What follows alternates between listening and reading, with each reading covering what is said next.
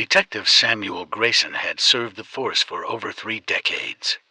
50 years old, gruff on the outside but carrying a weathered heart inside, he thought he'd seen it all: gruesome murders, disappearances, cold cases that bled into his dreams. But nothing prepared him for what waited in the forgotten corners of Hollow Creek, the town he had tried to protect all his life. His last case wasn't supposed to be a case at all.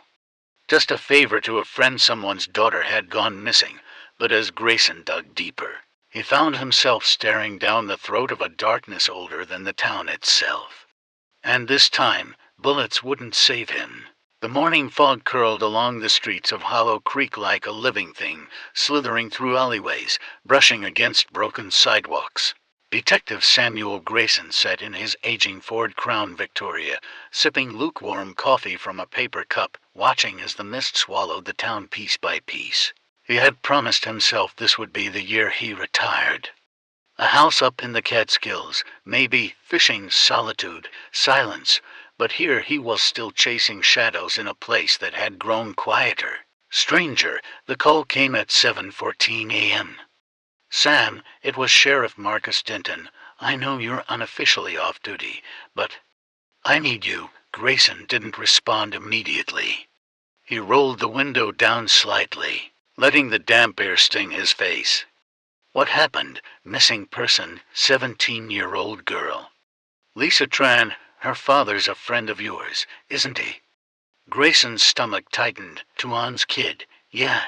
She didn't come home last night. Left school around 3 p.m. Never made it back.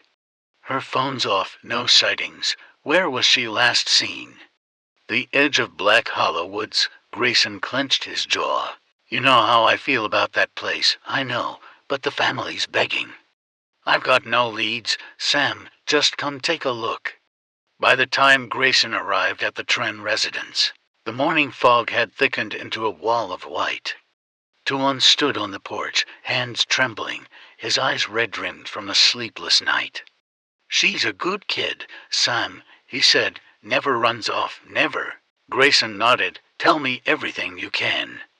Tuan handed him a photo. Lisa smiling on the school steps, long black hair braided over one shoulder. "She called me after school," Tuan said. "Said she was taking the shortcut home through Black Hollow. I told her not to, told her to stay on the road. But she said it'd be fine. She's walked it before. That was the last I heard." Grayson felt a chill that had nothing to do with the weather. Black Hollow Woods had a reputation that dated back centuries. Strange lights, missing animals, people who went in and came out wrong. Files are missing, people are missing. This town isn't right. He clicked it off. Earlier that day, he had made his way to the Hollow Creek Police Department, a squat, crumbling building hidden behind an overgrown hedge of thorny vines. The windows were clouded with dust and grime. Inside, the air was heavy with mold and rot. The front desk sat empty. The lights flickered when he entered, as if responding to his presence. There were desks with scattered reports, coffee cups with dried rings, and nameplates of officers who. It called to him in a way that made his skin crawl. Each step toward it felt heavier than the last. The churchyard was overgrown, the gate rusted and barely hanging on its hinges. When he pushed it open, it let out a groan that echoed like a scream. The church itself was decaying, abandoned for decades. The front door had a symbol carved into it, and I crossed out with 2 diagonal lines. He didn't recognize it, but something about it made his stomach twist. He stepped inside. The interior was cloaked in shadows. Dust motes danced in the light from the stained glass windows. The pews were broken and scattered. At the altar stood a statue of an angel, but its eyes had been gouged out, and its mouth was sewn shut. Beneath the statue lay a trapdoor. Carl hesitated, then knelt and pulled it open. Below, darkness breathed. He descended the wooden steps, each one creaking beneath his weight.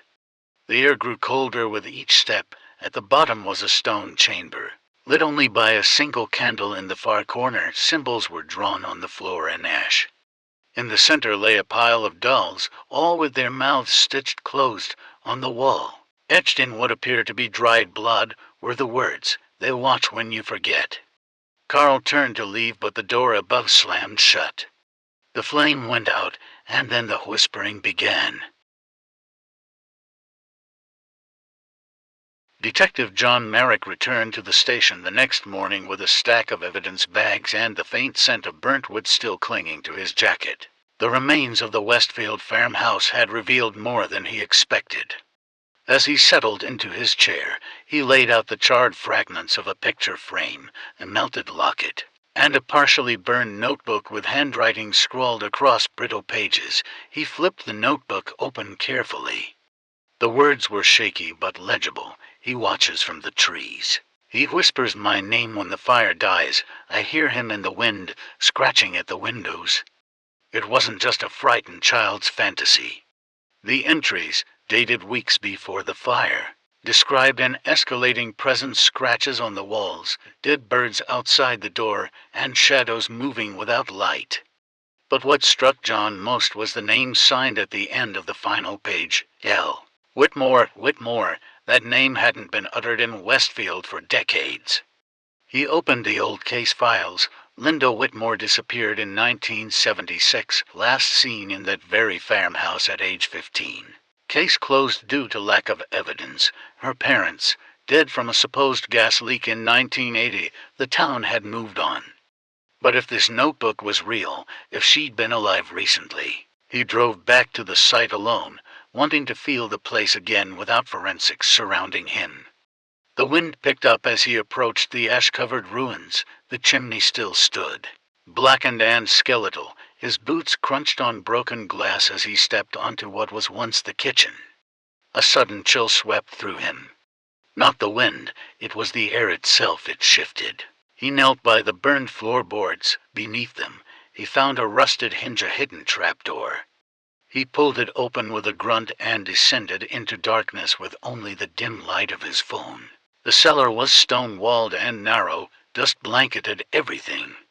A child's bed, rotted food cans, drawings on the walls. In charcoal, over and over, "Don't let him in." There was something else, too, a symbol, carved deep into the wall. A circle with 3 jagged lines through it. He'd seen that before, years ago, in a different case. A girl found wandering alone in the forest, blooded, silent, the same symbol carved into her shoulder. Merrick had dismissed it as the mark of a cult that never surfaced again. But now it was here. He snapped photos and climbed out of the cellar. Locking the hatch behind him, as he turned back to his car, he saw something odd. Footprints in the ash, small, there. They led away from the ruins and vanished at the tree line. John felt the weight of something old, something waiting press against his chest. He drove straight to the town archives. Westfield had a dark past, one rarely spoken of. In the late 1800s, there had been reports of children disappearing from farms near the forest. The adults claimed it was wild animals. But buried in the papers were journal entries from townsfolk who spoke of the Watcher, a spirit, a man, a demon. No one agreed, only that he came when the firelight died. The same language from the notebook. He returned to the station, exhausted, but his mind wouldn't stop turning. He pinned Linda Whitmore's photo to the wall, then beside it, the symbols, the footprints, the charcoal warnings. A pattern was emerging. But he needed help. He called in Elise. Elise Morgan had worked occult-related cases for the FBI before retiring. She owed John a favor from a botched case in Detroit, and when she heard the symbol over the phone, her voice dropped. "John, if that symbol's real, you need to leave tonight." "Why?" "Because you've already drawn its attention." "What is it?" "It's not what, it's who. He doesn't haunt places, he haunts people. The more you know, the closer he gets. Stop reading. Burn what you found. Walk away." But John couldn't, not now. Someone had trapped that girl. Someone had kept her hidden and possibly alive for decades. And someone had killed her before the fire to erase everything. If he backed off, who would protect the next child? That night, John stood in his living room. The photos spread across his coffee table, the symbol, the notebook. Linda's face, The symbol again. He felt the cold return. Like a presence sliding against his skin, he turned toward the hallway. A figure stood at the end of it. Barefoot, ash-smeared, a young girl. She raised one hand and pointed behind him. John turned, nothing. When he looked back, the hallway was empty. He didn't sleep that night, not because of fear, but because he finally understood. This wasn't just about a girl who vanished. This was about an entity that had been hiding in the corners of Westfield for over a century, and John Merrick had just opened the door.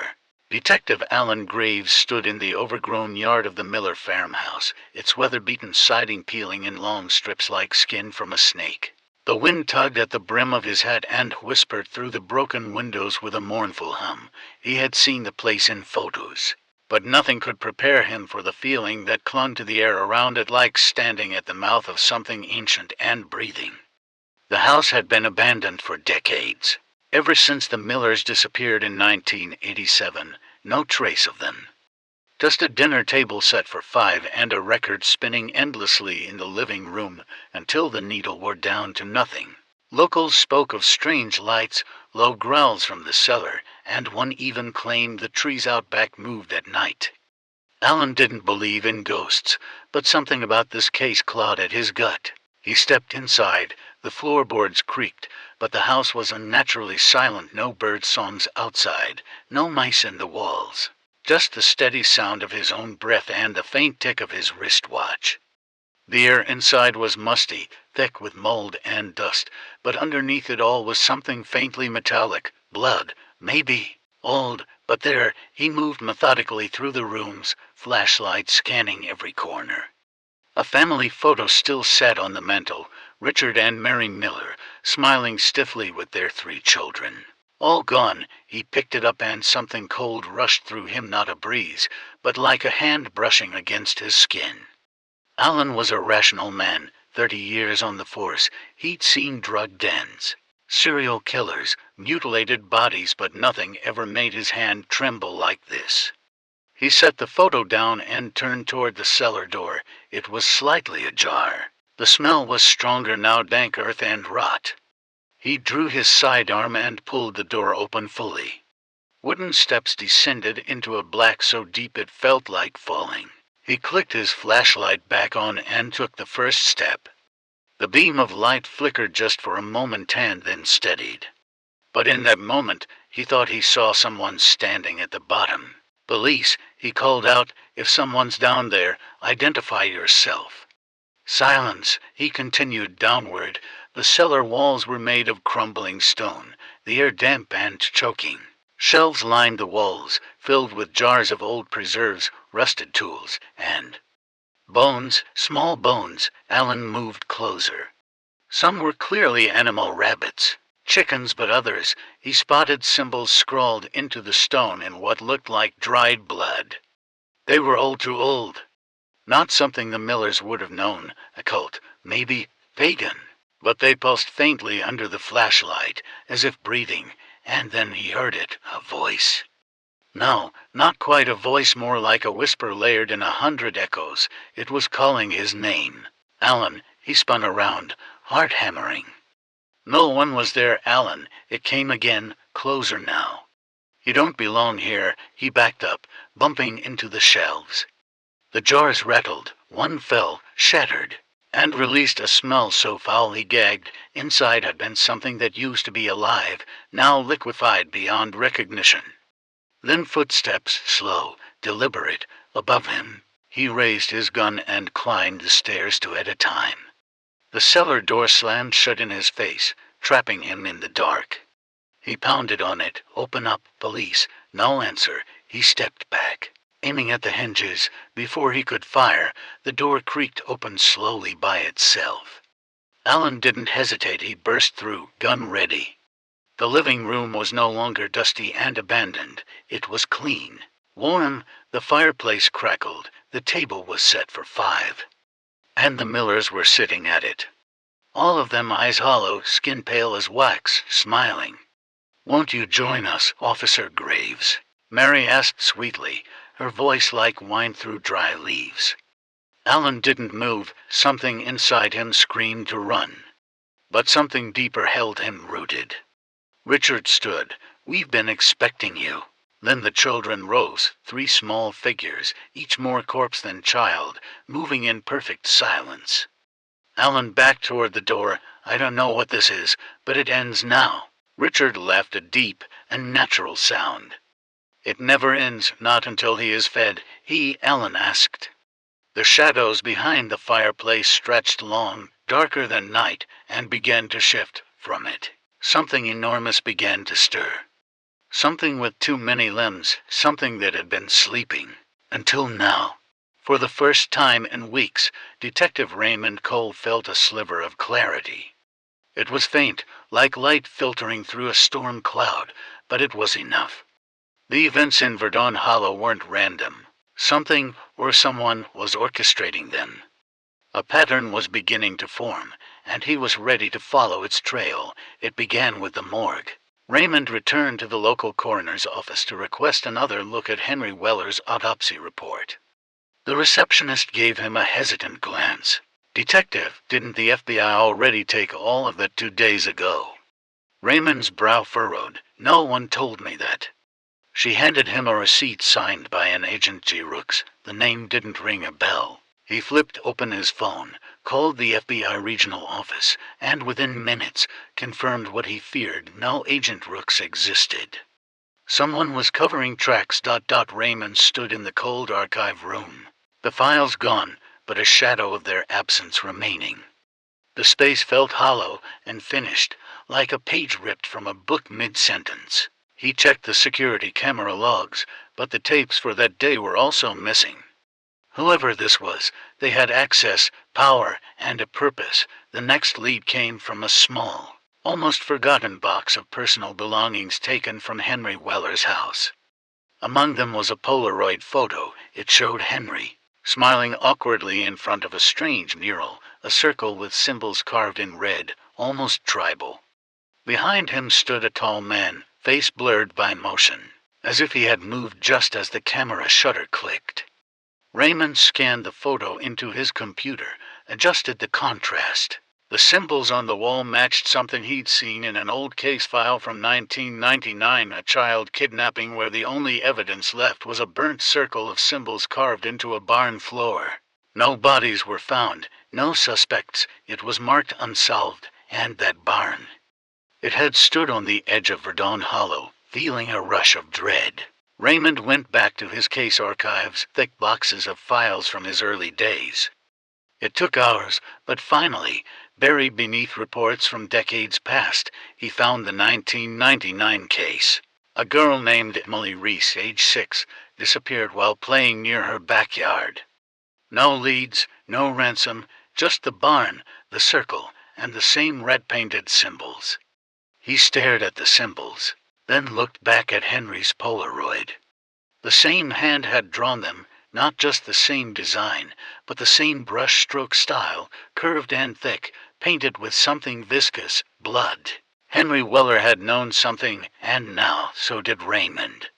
That night, he drove to the outskirts of Verdun Hollow, back to where the barn had once stood. It was long gone, torn down after the tragedy, but the land was still there, a circle of scorched earth, overgrown but somehow untouched. Nothing grew in the center. He stood at its edge, flashlight scanning the darkness.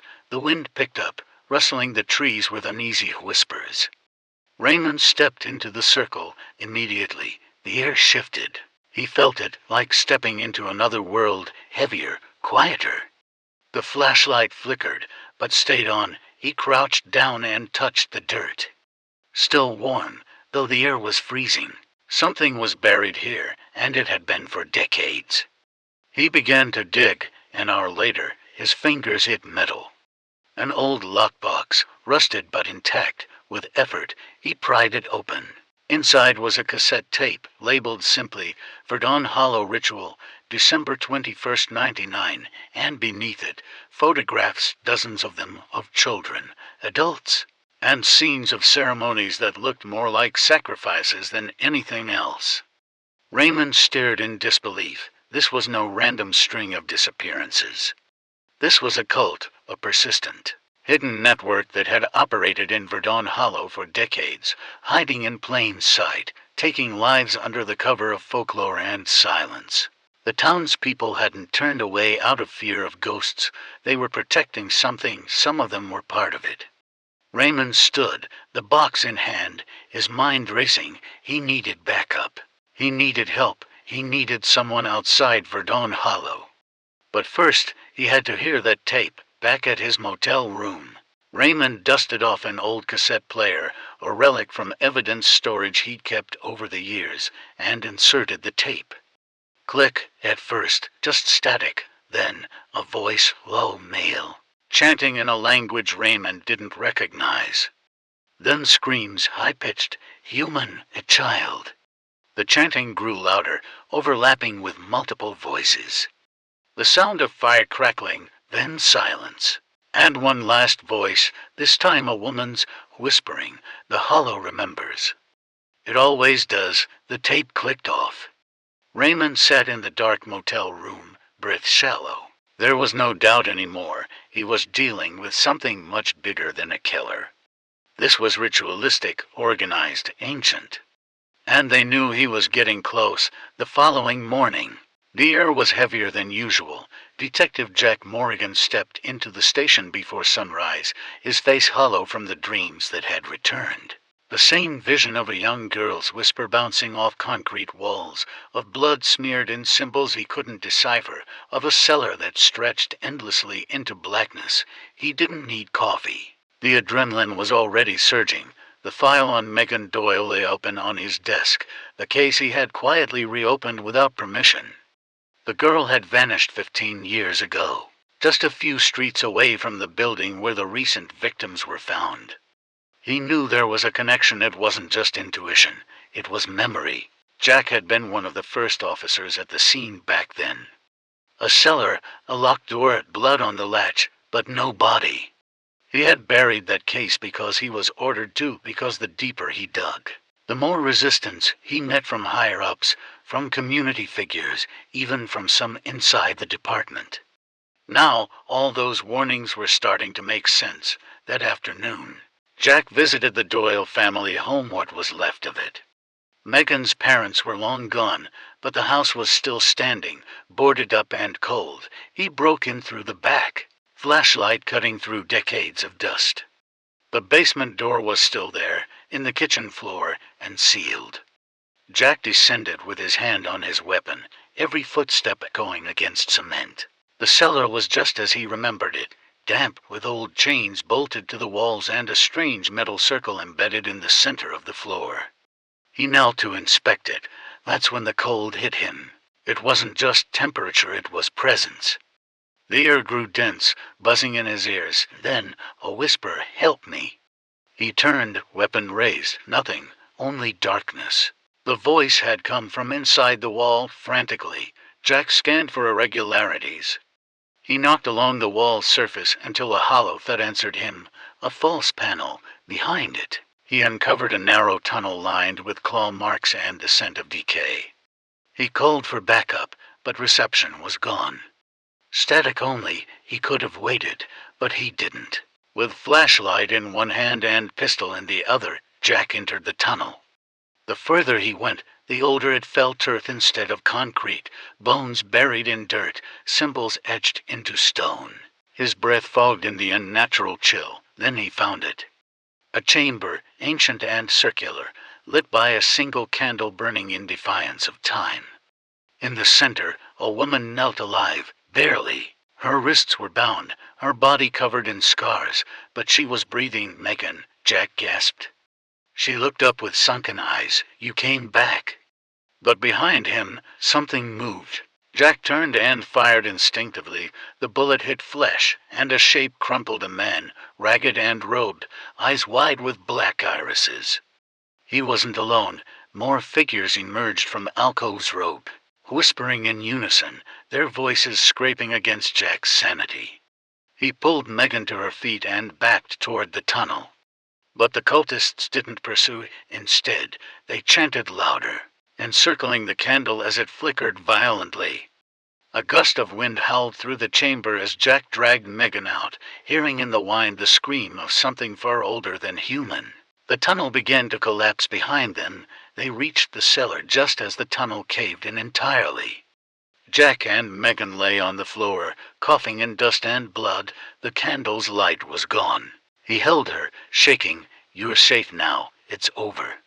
But Megan only whispered, "No, it's not," and Jack believed her. By now, the dreams had returned. Tom had tried to ignore them.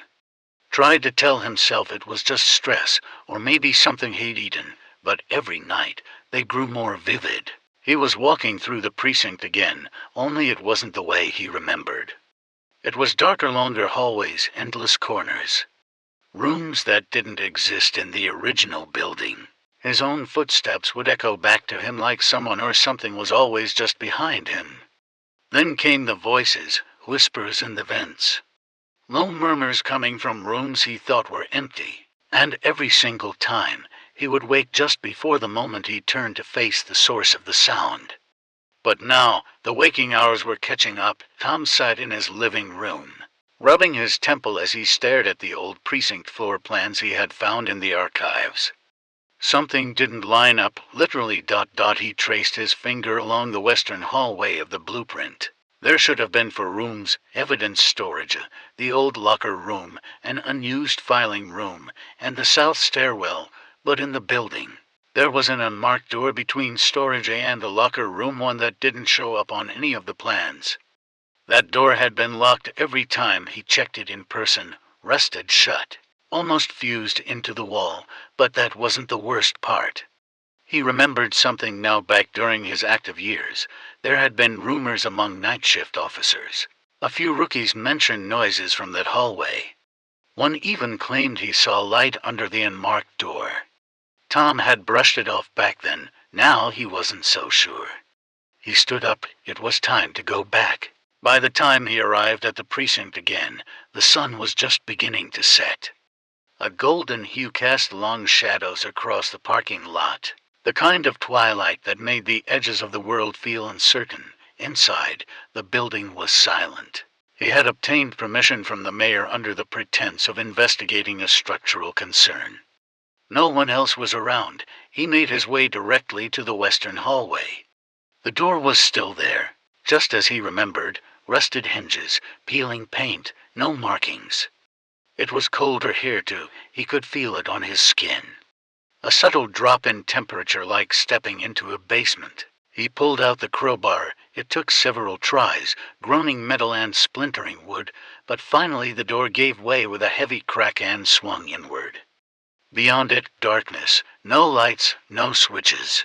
Just a stone stairwell leading downward. He hesitated. Every instinct in his body screamed not to go, but something deeper pulled him.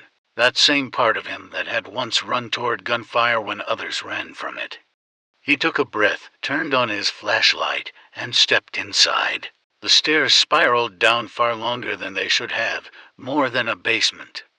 More than any foundation the precinct should have had. As he descended, the air grew thick with moisture and the scent of mildew, old papers, mold, decay. He passed through a brick archway and found himself in a corridor, low ceiling, dirt floor, pipes ran overhead. Dripping steadily, the place looked like it hadn't been touched in half a century. And yet, fresh footprints. He froze. There, in the dust, were shoe prints, not boots, bare feet, adult-sized. They led further into the dark. His light caught movement at the end of the hall. "Hello." He called out, voice firm but cautious. Silence. Then a whisper, so faint it might have been imagined. "You're late." Tom turned quickly, sweeping the light side to side. Nothing. But the footprints were gone, not faded, gone. As if they had never been there. The corridor eventually opened into a large chamber. And here, everything changed. Old case files littered the ground. Rusted filing cabinets stood like tombstones, half open and spilling their yellowed contents. On the far wall, names were scrawled in black marker, some familiar. Some he recognized from past arrests, others were the names of officers. Even his own. He approached, breath catching in his throat. There it was, Thomas Granger. Written in jagged letters, dated 2 days ago. He staggered back. No, he muttered. That's not possible. But he knew it was. This place, this hidden basement, was a tomb. A grave for stories buried by time, for guilt. For things no badge could protect you from. Suddenly, the lights above flickered on. Faint, buzzing, he turned and saw a figure standing at the far end of the room. A woman, soaked in blood. The same woman from the dreams. She didn't speak. Didn't move, just stared, and then vanished. The lights died again. Tom collapsed to one knee, heart pounding. Something was happening to him, memories twisted. He couldn't trust what was real, but he knew this. He had to find out what happened here, and why his name was on that wall. He left the chamber, heart hammering, flashlight trembling in his hand. The deeper he went, the louder the whispers became. They were calling him now, not just to warn him, but to remember, to atone, to finish what was started. The next morning, sunlight filtered weakly through the blinds of Cole's motel room.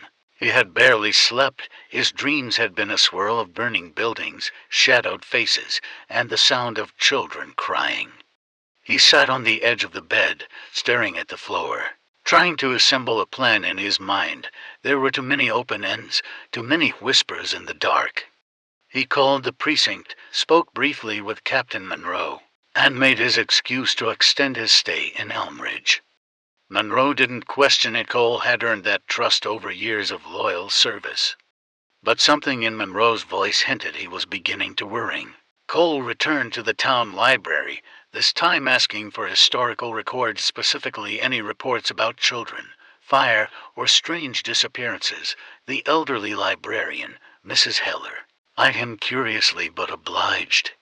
After an hour of flipping through brittle microfilms and yellowed newspapers, he found something, an article from 1973. The headline read, "3 children lost in woods behind chapel, no bodies found." According to the piece, a group of children had vanished from the local Sunday school picnic. No evidence of abduction. No signs of struggle. The only child who returned, Eliza Marl, claimed they were taken by a man with fire in his eyes. She had been institutionalized shortly afterward for psychological trauma.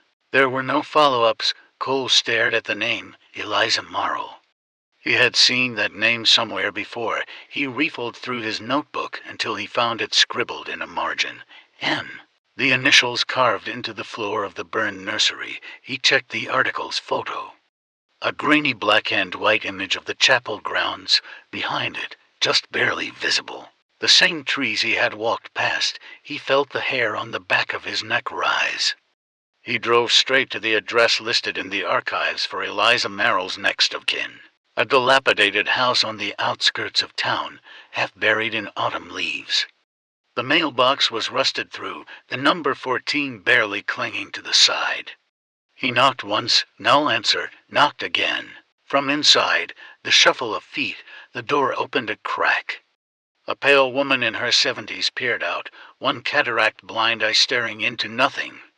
"You're not from here," she rasped. "No," Cole said. "I'm a detective.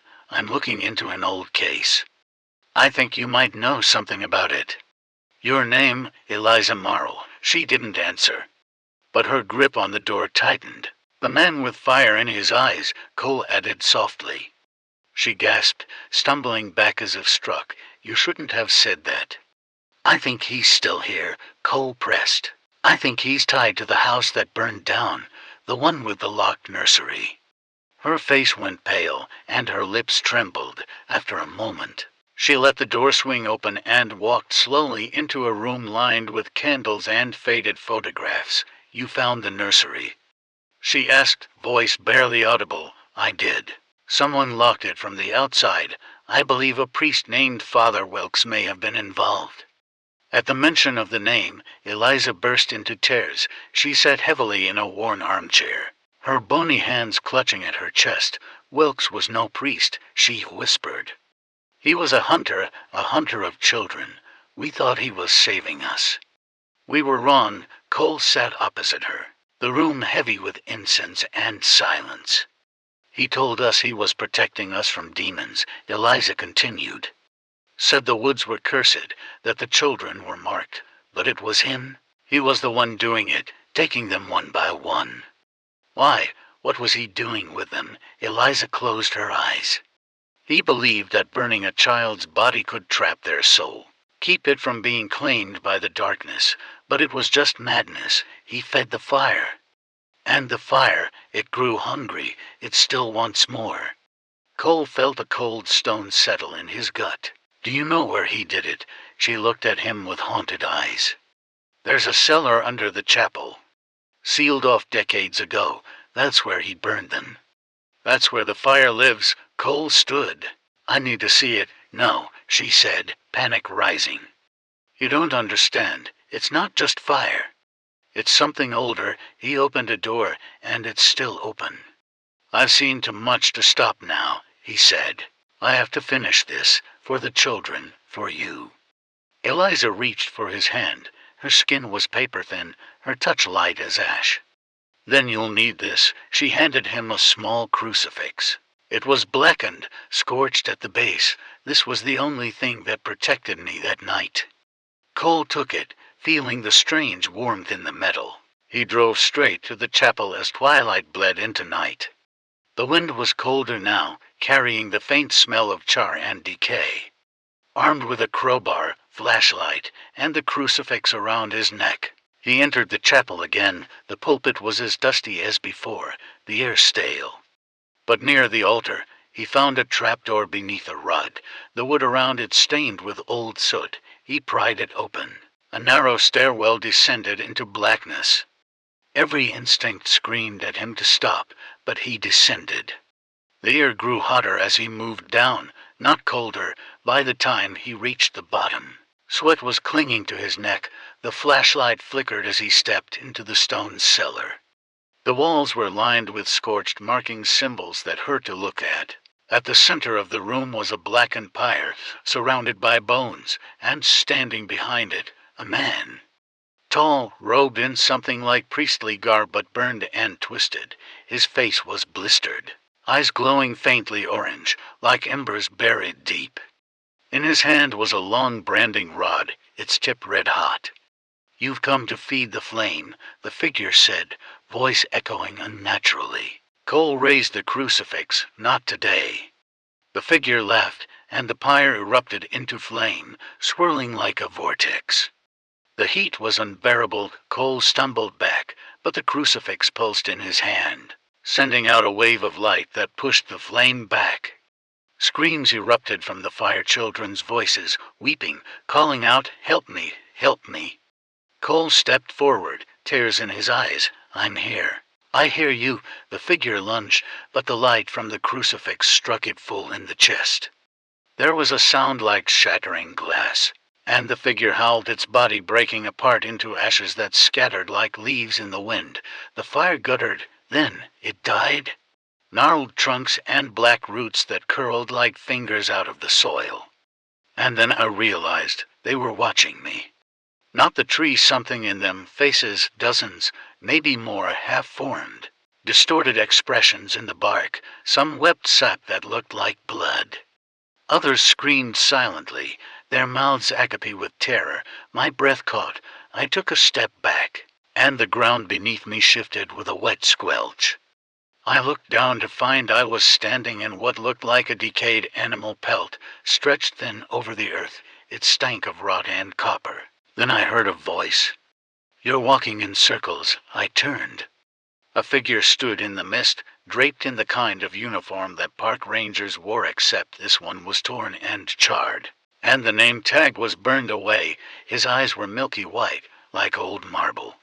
His skin sagged, as though gravity had worked harder on him than anything else. "You can't leave unless she lets you," he rasped. The man didn't answer. Instead, he tilted his head toward a copse of trees darker than the rest. I shouldn't have followed in. Every cell in my body screamed at me to run the other way, but some sick part of me needed answers. Needed why, so I followed. We walked through underbrush that seemed to writhe at the edges. The forest grew denser. I began to notice bones embedded in the trunk's fingers, ribs, even entire skulls. I asked him what this place was. A feeding ground, he said, a memory trap, a womb. He stopped, placing a skeletal hand on a tree as wide as a cabin. She lives here. She remembers everyone. The bark peeled back slowly, almost tenderly. Inside was a figure, suspended in a thick amber-like substance. A girl, young, maybe 12. Her eyes were open, staring out, but her mouth was twisted in a smile that didn't belong on a child. She watches. The man whispered. Suddenly, the bark slammed shut. The man screamed. The roots surged from below and coiled around him like snakes, dragging him into the soil. I ran. But the forest was no longer a place, it was a living organism, reacting to me. Paths closed behind me, trees leaned in. The ground swelled and pulsed like a lung. Then I saw the tower again. The fire lookout, except now, it was covered in vines and half sunken into the ground. Time moved differently here, maybe decades had passed. I reached the base, tore the vines aside, and climbed. Her breathing was calm. The curse, if it had ever truly possessed her, seemed to be broken. As he knelt beside her, she stirred, her eyelids fluttering open. Ethan, she rasped, I'm here. He whispered, you're safe now. She blinked, confused. I had the strangest dream. I saw a woman in black, screaming at me in a mirror, but then she vanished. He smiled, though tears welled in his eyes. It wasn't a dream, but it's over. He helped her to her feet, and together they walked outside, shielding their eyes from the growing sunlight. The farmhouse, despite the chaos within, looked deceptively normal from the outside. The birds chirped louder. Wind rustled through the cornfields like the whisper of angels cleansing the land. By the time they reached their car, Ethan turned for one last look. The house stood silent. He considered burning it to the ground, but somehow that felt wrong. The evil had already been destroyed. To destroy the house now would be an act of revenge, not necessity. And he didn't want to carry revenge in his heart anymore. Just peace. They drove away in silence. No strange radio static. I'm not afraid of you anymore. And the dark never answered. The forest was quiet now, eerily so. I stood at the edge of the clearing, staring at the cabin where everything had unraveled. The silence pressed against my ears, a vacuum after the storm of horrors I had just survived. The bodies were gone, the blood had dried. I wasn't going to let him walk away. He had to answer for what he allowed. Back in town, I was a ghost. No one looked at me the same. They saw the change in my eyes, the weight in my gait. I didn't speak much anymore, didn't laugh, didn't care for small talk. I returned to the cabin one last time, weeks later, alone. I walked through each room slowly, like a mourner at a wake. The photographs I had found still hung on the wall, curling with age and mold.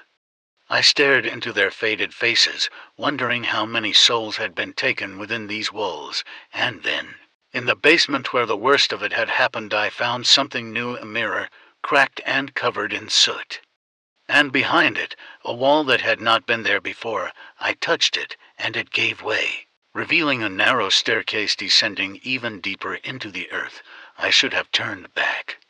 I should have sealed it forever and burned the place to ashes, but I went down. What I found below, it changed everything.